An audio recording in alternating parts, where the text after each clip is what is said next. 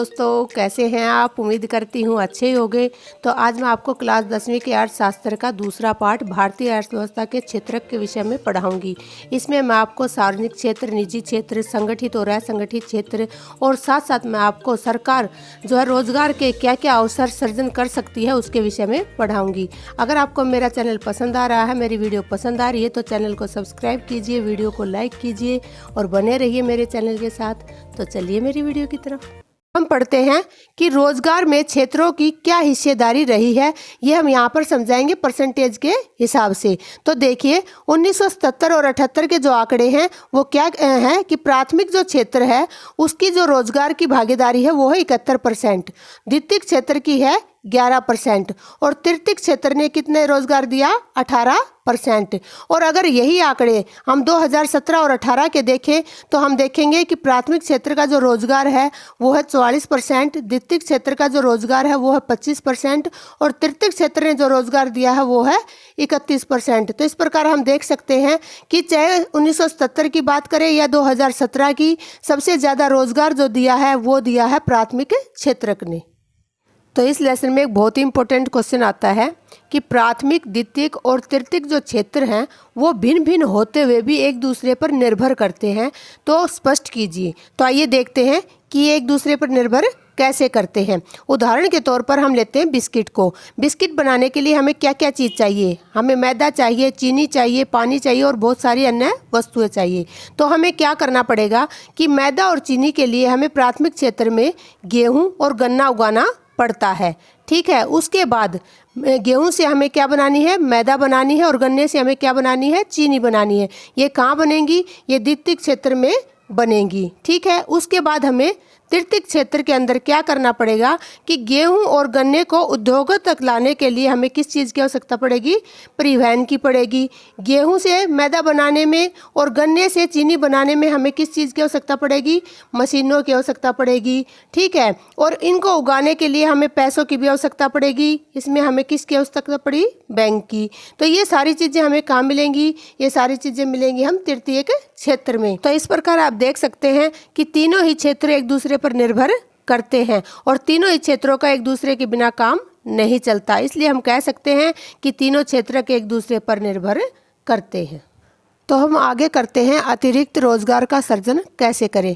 आप सभी को पता है कि देश के अंदर क्या होता है कि जब उत्पादन होता है, लोगों को रोजगार मिलता है, तभी आय बढ़ती है और जब लोगों की आय बढ़ती है तो क्या होता है? जीवन स्तर ऊंचा उठता है। तो इस प्रकार अगर जीवन स्तर ऊंचा उठाना है, देश को बढ़ाना है तो हमें क्या करने पड़ेंगे? रोजगार के जो अवसर हैं उनका सृजन करना पड़ेगा। ठीक है, वो कैसे होगा? सबसे पहले तो सरकार को क्या क्या कदम उठाने चाहिए कि सभी लोगों को रोजगार उपलब्ध हो सके। सबसे पहले क्या है कि शिक्षा पे ध्यान देना चाहिए और व्यावसायिक प्रशिक्षण का शिक्षा में होना अनिवार्य कर देना चाहिए। क्या है कि जब तक व्यावसायिक प्रशिक्षण नहीं होगा, शिक्षा का कोई महत्व नहीं होगा।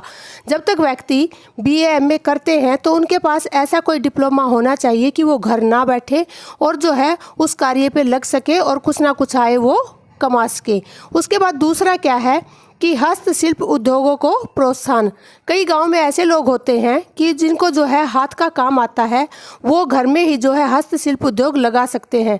तो सरकार को ऐसे उद्योगों को प्रोत्साहन देना चाहिए ताकि अनपढ़ व्यक्ति जिनके अंदर कोई कला है वो उसको निखार सके और उससे वो आय कर सके। तीसरा है कृषि आधारित लघु एवं कुटीर उद्योगों को बढ़ावा देना।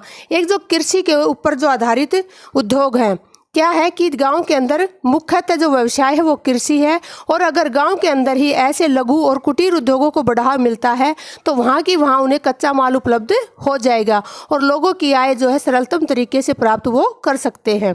सस्ती ब्याज दरों पर लोन देना चाहिए ताकि नए उद्योग लगा सके।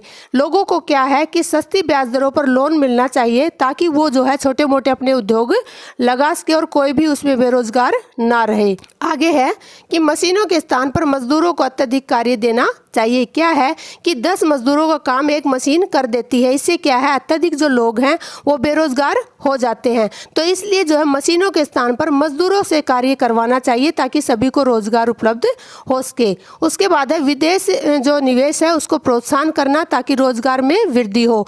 जो विदेशी निवेश है उसको प्रोत्साहन देना चाहिए ताकि वो हमारे देश में आके उद्योग लगाए और लोगों को जो है वहाँ पर रोजगार मिल सके। इस प्रकार लोगों को जो है रोजगार में वृद्धि होगी और वो बेरोजगार नहीं रहेंगे।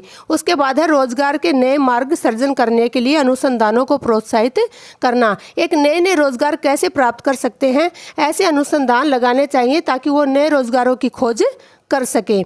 रोजगार के लिए सरकार को नीतियां बनानी चाहिए। क्या है कि सरकार को ऐसी नीतियां बनानी चाहिए कि जो व्यक्ति जिस स्तर का है, जिसमें जितनी योग्यता है, जितना वो पढ़ा लिखा है, उस हिसाब से उसको रोजगार मिल सके।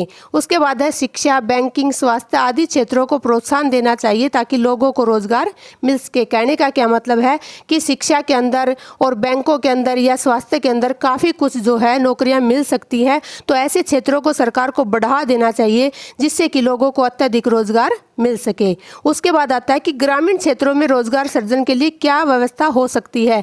सबसे पहले तो है सिंचाई की व्यवस्था, कि ग्रामीण क्षेत्र क्या है, कृषि पर आधारित है। अगर वहाँ पर सिंचाई की व्यवस्था उचित रूप से होगी तो वहाँ पे आय के साधन अत्यधिक बढ़ सकते हैं। दूसरा है ग्रामीण सड़कों का निर्माण। क्या है कि गांव के अंदर कई बार क्या होता है कि कच्चे रोड होते हैं, इसलिए जो है बाहर के व्यक्ति वहां पर कोई उद्योग नहीं लगा सकते, ना ही उन गांवों में अच्छे स्कूल होते हैं, ना अस्पताल होते हैं। अगर इन गांवों में सड़कों का निर्माण कर दिया जाए तो लोग बहुत सारे यहाँ पर उद्योग लगा सकते हैं, स्कूल हो सकते हैं और काफ़ी लोगों को रोजगार मिल सकता है। दूसरा जो है कृषि के जो भी संसाधन है वो आराम से जो है दूसरे क्षेत्रों में जा सकते हैं। परिवहन की सुविधा अनिवार्य। गांव के अंदर क्या है कि परिवहन होना अनिवार्य है। कई बार क्या होता है कि परिवहन की सुविधा ना मिलने से गांव के लोग बाहर जो है रोजगार नहीं कर सकते, नौकरियां नहीं कर सकते। अगर परिवहन की सुविधा होगी तो वो किसी भी समय वहां आ जा सकते हैं और वो दूसरे जो है शहरों के अंदर नौकरियां कर सकते हैं। दूसरा जो है कृषि के लिए परिवहन की सुविधा होना बहुत अनिवार्य है, क्योंकि कृषि के जो भी कार्य हैं वो परिवहन के माध्यम से ही एक स्थान से दूसरे स्थान पर जाते हैं। उसके बाद है सस्ती ब्याज दरों पर कर्जा। गांव के लोगों को क्या है कि सस्ती ब्याज दरों पर कर्जा देना चाहिए ताकि वो अपनी कृषि कर सके या कोई अपना उद्योग लगा सके या फिर हस्तशिल्प जो उद्योग है वो लगा सके। तो इस प्रकार जो है गांव ग्रामीण क्षेत्रों में रोजगार का सृजन हो सकता है। तो अब तक हमने पढ़े अर्थव्यवस्था के क्षेत्रक, प्राथमिक क्षेत्रक, द्वितीयक क्षेत्रक और तृतीयक क्षेत्रक। अब हम अर्थव्यवस्था के कुछ अन्य क्षेत्र पढ़ लेते हैं, जैसे संगठित क्षेत्र। संगठित क्षेत्र क्या होता है, इसमें सारी जो भी गतिविधियां हैं वो एक व्यवस्था से चलती हैं, सिस्टम से चलती हैं। इसमें क्या होता है, कानूनों का पालन किया जाता है और इसके जो कर्मचारी होते हैं उनके अधिकारों को महत्व दिया जाता है। जो सरकारी क्षेत्र होते हैं वो शुरू से ही जो है संगठित क्षेत्र होते हैं, उनमें निर्धारित वेतन जो देश के अंदर होता है वो दिया जाता है और साथ साथ जो है काम करने वाले सभी कर्मचारियों को सुविधाएं भी प्राप्त होती हैं। कौन कौन सी सुविधाएं, मेडिकल, प्रोविडेंट फंड, लीव और बीमा आदि। लेकिन आजकल क्या है कि हर कर्मचारी पढ़ा लिखा है, अपने अधिकारों के प्रति जागरूक है, इसलिए अब जो निजी क्षेत्र की कंपनियां हैं, बड़ी बड़ी कंपनियां हैं, वो भी एक संगठित क्षेत्र में आ गई हैं और वो भी अपने कर्मचारियों को जो है उनके अधिकारों को देती है, उनको सभी सुविधाएं देती है और उनको जो है देश में निर्धारित जो वेतन दरें हैं वो वेतन उनको प्रदान करती है। दूसरा है असंगठित क्षेत्र। इस क्षेत्र में गतिविधियां अव्यवस्थित होती हैं और अधिकतर कानूनों की अवहेलना होती है। क्या होता है कि मैंने संगठित क्षेत्र के बारे में आपको बताया कि वहाँ के कर्मचारियों को मेडिकल मिलता है, प्रोविडेंट फंड मिलता है, लीव भी मिलती है और मिस हैपनिंग हो जाए तो उनको बीमा भी मिलता है। लेकिन ऐसा यहाँ पर कुछ भी नहीं है। यहाँ पर मालिक अपने कानून बनाता है और उन्हीं के अनुरूप जो है वो चलाता है। इसमें जो कर्मचारी के जितने भी कानून हैं उनकी अवहेलना होती है। दूसरा क्या है कि कर्मचारियों को कोई सुविधा नहीं मिलती और वेतन भी कम मिलता है। इसमें क्या होता है कि जो सुविधाएं मिलती है वो तो मिलती ही नहीं इन कर्मचारियों को, साथ में जो है इनको वेतन भी कम दिया जाता है। इसमें अधिकतर छोटे दुकानदार, छोटे उद्योग कारखाने वाले कर्मचारी आते हैं। अधिकतर तो क्या है, इस श्रेणी में वो व्यक्ति आते हैं या तो वो जागरूक नहीं है या वो बेरोजगार इतने हैं कि उन्हें और कोई काम नहीं मिल रहा है या फिर वो अनपढ़ होते हैं। तो उनसे जो है मनचाहा जो है काम करवाया जाता है, उनकी मजबूरी का फ़ायदा उठाया जाता है। और अगर पहली बात तो उनको अधिकार दिए नहीं जाते, अगर वो आवाज़ उठाते हैं तो उनको आवाज़ दबा दिया जाता है, ये कहकर कि आपको नौकरी से बाहर कर दिया जाएगा। आगे है निजी क्षेत्र। जिन कंपनियों को निजी लोगों द्वारा चलाया जाता है वे निजी क्षेत्र में आते हैं। क्या होता है कि एक व्यक्ति या व्यक्तियों का समूह मिलकर कोई कंपनी खोल लेता है और वो अपने कानूनों, अपने अधिकारों, अपने हिसाब से जो नियम बना के कंपनियां चलाता है वो निजी क्षेत्र में आती हैं। फॉर एग्जाम्पल टाटा है, गोदरेज है, मारुति है आदि। अब हम पढ़ लेते हैं सार्वजनिक क्षेत्र के बारे में। सार्वजनिक क्षेत्र क्या होता है कि जैसे निजी क्षेत्र में कंपनियां कुछ लोगों के हाथों में होती है, उसी प्रकार सार्वजनिक क्षेत्र जो है इसमें पूरी परिसंपत्तियां, जितनी भी संपत्ति है वो सरकार के नियंत्रण में होती है। इसमें निजी लोगों के हाथों में कुछ नहीं होता। इसमें जो है सरकार क्या है, सभी सुविधाएं प्रदान करती है। सरकार जो है लोगों को पूरी सुविधाएं प्रदान करती है। इसका जो मुख्य उद्देश्य होता है सार्वजनिक क्षेत्र का वो होता है सामाजिक कल्याण। ठीक है, निजी का क्या होता है, स्वयं का कल्याण, लेकिन सार्वजनिक क्षेत्र में सामाजिक कल्याण।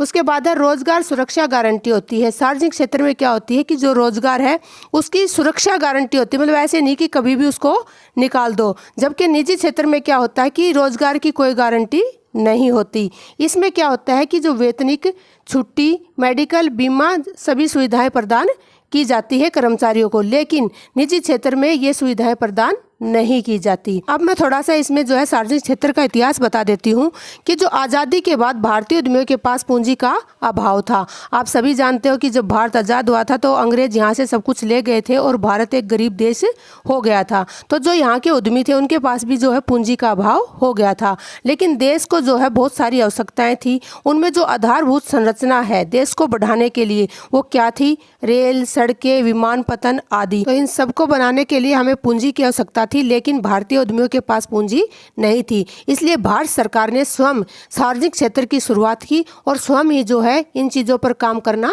शुरू किया। For example steel authority of India limited, जिसे हम सेल कहते हैं, oil and natural gas commission ONGC, और तीसरा है Bharat heavy electrical limited BHEL आदि कंपनियां खोली गई। तो आगे हम पढ़ते हैं नरेगा। नरेगा क्या है, ये 2005 में एक एक्ट पास किया गया था संसद में, और इसका जो मेन कार्य था, मेन पर्पस था, वो था ग्रामीण लोगों को रोजगार की गारंटी देना। नरेगा की जो फुल फॉर्म है वो है national rural employment guarantee act. ये जो है 2005 में पास हुआ, लेकिन 2006 में ये लागू किया गया। इसका नाम 2 अक्टूबर 2009 को नरेगा से बदलकर मनरेगा रखा गया, मतलब कि महात्मा गांधी राष्ट्रीय ग्रामीण रोजगार गारंटी। इनका नाम जो है महात्मा गांधी के नाम पे इसलिए रखा गया क्योंकि महात्मा गांधी जी चाहते थे कि जो ग्रामीण स्तर पर लोग हैं उनको रोजगार मिले और उनका विकास हो। उनकी ये सोच थी कि अगर ग्रामीण क्षेत्र का विकास होता है तो देश का विकास हो जाएगा। ये जो योजना है वो किस प्रकार कार्य करती है, देखिए, सभी ग्रामीण मजदूरों को वर्ष में 100 दिन का रोजगार। एक तो इस योजना का ये है कि जितने भी ग्रामीण मजदूर हैं उनको साल में कम से कम 100 दिन का रोजगार दिया जाए। ठीक है, दूसरा क्या है कि जो प्रस्तावित रोजगार है उसमें से 1/3 रोजगार महिलाओं के लिए आरक्षित। मतलब क्या है कि अगर 100 आदमियों को रोजगार दिया जाता है तो उसमें कम से कम 33 महिलाएं होनी अनिवार्य है। ज़्यादा हो तो कोई बात नहीं, लेकिन 33 होनी अनिवार्य है। उसके बाद है, यदि आवेदक को 15 दिन के अंदर रोजगार नहीं मिलता तो उसे दैनिक बेरोजगारी भत्ता मिलेगा। मतलब जिसने भी इस योजना में आवेदन किया है और 15 दिन के अंदर उसे रोजगार उपलब्ध नहीं होता तो सरकार क्या देगी, उसे दैनिक बेरोजगारी भत्ता देगी। ठीक है, उसके बाद क्या है कि इसमें भूमि उत्पादन बढ़ाने वाले कार्यों को प्राथमिकता मिलेगी। मतलब जो ये 100 दिन का काम मिलेगा वो प्राथमिकता किसको मिलेगी कि जो भूमि में उत्पादन बढ़ाने वाले कार्य हैं पहले उनको प्राथमिकता मिलेगी। इसमें भूमिका कौन अदा करता है, जो पंचायत होती है उस गांव की, उसमें वो भूमिका अदा करती है। वो क्या करती है, वो नई नई योजनाएं बनाती है, उनको लागू करती है और नए नए रोजगार सृजन करती है, ताकि लोगों को, कौन से लोगों को, ग्रामीण क्षेत्र में जो मजदूर हैं उन लोगों को 100 दिन का रोजगार मिल सके।